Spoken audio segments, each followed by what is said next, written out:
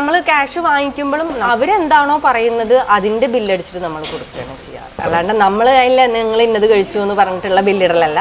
നിങ്ങൾ എന്താ കഴിച്ചതെന്ന് അങ്ങോട്ട് ചോദിക്കും, അവർ പറയുന്നതിന്റെ ബില്ലിട്ട് കൊടുക്കും. നമ്മൾ ചെറിയ രീതിയിൽ നമ്മൾ സാധാരണക്കാർക്ക് വേണ്ടിയിട്ട് എന്നുള്ള ഒരു ലെവലിലാണ് നമ്മൾ തുടങ്ങിയത് തന്നെ.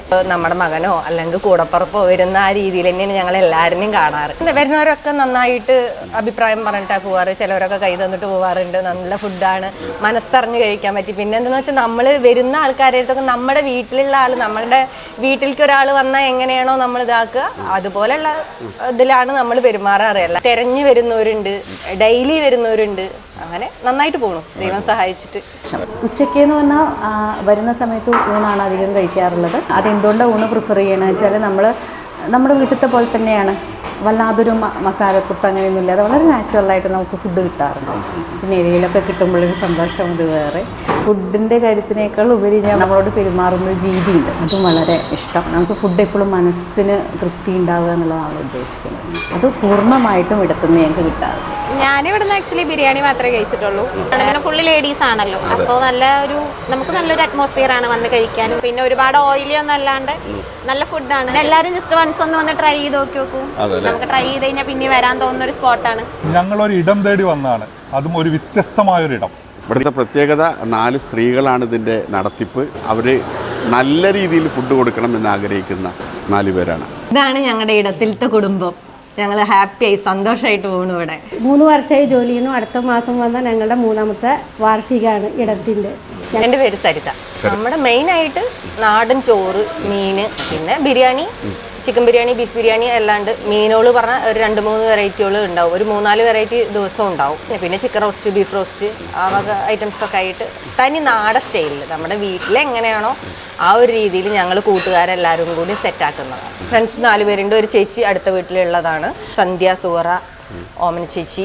നമ്മൾ പച്ച മസാലയാണ് ഉപയോഗിക്കുന്നത് എല്ലാം. പിന്നെ മീനാണെങ്കിലും നമ്മൾ ഈ 2 എണ്ണം വെച്ചിട്ടാണ് അപ്പള ചൂട് കൊടുക്കാൻ ആക്കി കൊടുക്കണതാണ്. ബാക്കിയാവുന്ന ഒരു പരിപാടി ദിവസവും ഇല്ല. എല്ലാം അപ്പ കഴിഞ്ഞു പറഞ്ഞിട്ട് ആൾക്കാർ തിരിച്ചു പോകുന്ന ഇതേ ഉള്ളൂ. തിരിച്ചു പോയാലും കൂടുതൽ വെക്കില്ല.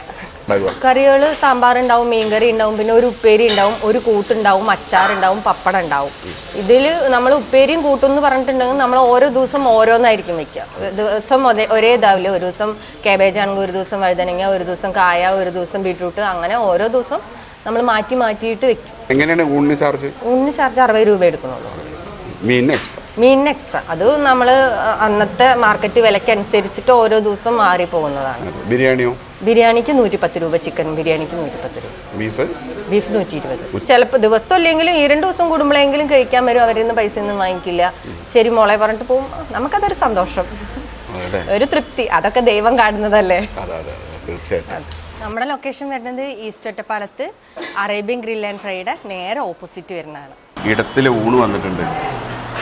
സാമ്പാർ, ഞാൻ മുളകിട്ട മീൻ കറി, നത്തൽ പൊരിച്ചത്, പിന്നെ പയറുപ്പേരി, ഒരു വഴുതനങ്ങ കൊണ്ടുള്ള ഒരു കൂട്ട്, പിന്നെ അച്ചാറ്, പപ്പടം, ഇഷ്ടം പോലെ കഷ്ണമുണ്ട്.